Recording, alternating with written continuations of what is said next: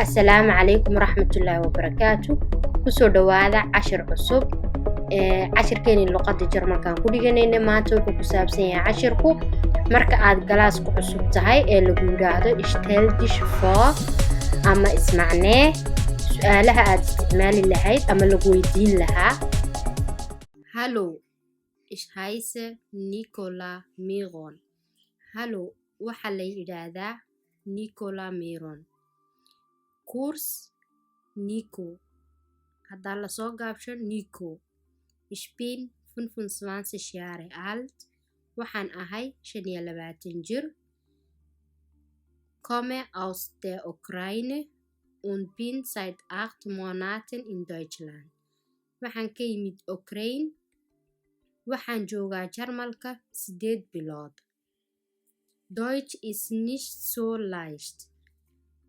Jarmalka ama luqadda Jarmalku maaha mid fudud aber in Deutschland gefällt es mir sehr gut laakiin Deutschland aad bay ii cajabisay neue Freunde habe ich auch schon gefunden asxaab jadiidana waan ka helay hallo ich bin Sarah hallo waxaan ahay Sarah Ich bin 8 Jahre alt, waxaan ahay 8 jir und gehe in die 3. Klasse. Waxaanan tagaa galaaska 3aad.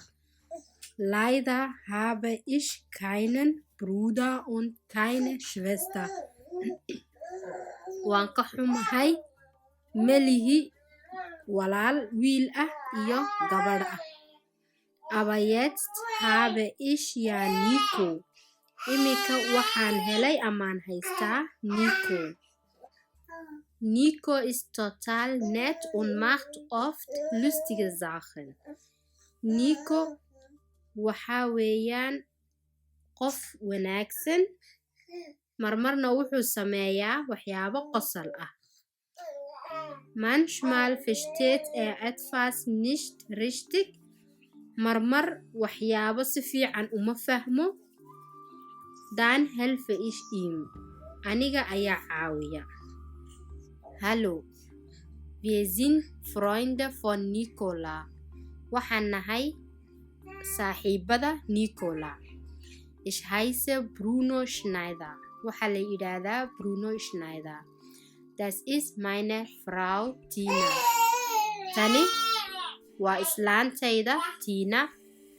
Und das ist unsere Tochter. Gabadhan yarna waa gabadhayada. Wir haben einen kleinen Laden in der Rosenheimer Straße in München. Waxa aan leenahay dukaan yar oo ku yaala Rosenheimer Straße München. Dort verkaufen wir Obst und Gemüse. Waxa aan halkaa ku iibinaa khudradda iyo xawaashka. Das macht viel Arbeit. Taasi waa shaqo badan. Aber wir lernen auch viele Leute kennen. Laakiin waxaan halkaa ka baranaa amaan iska baranaa dad badan. Zum Beispiel Nico. Tusaale Nico.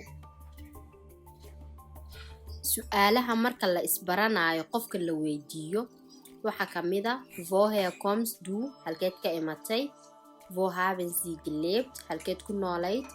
Haben Sie haddaad qofka garanayn haben Sie baad odhan haddaad garanaysidna hast du Kinder? Was sprechen Sie? Maxaad ku hadashaa luqadee?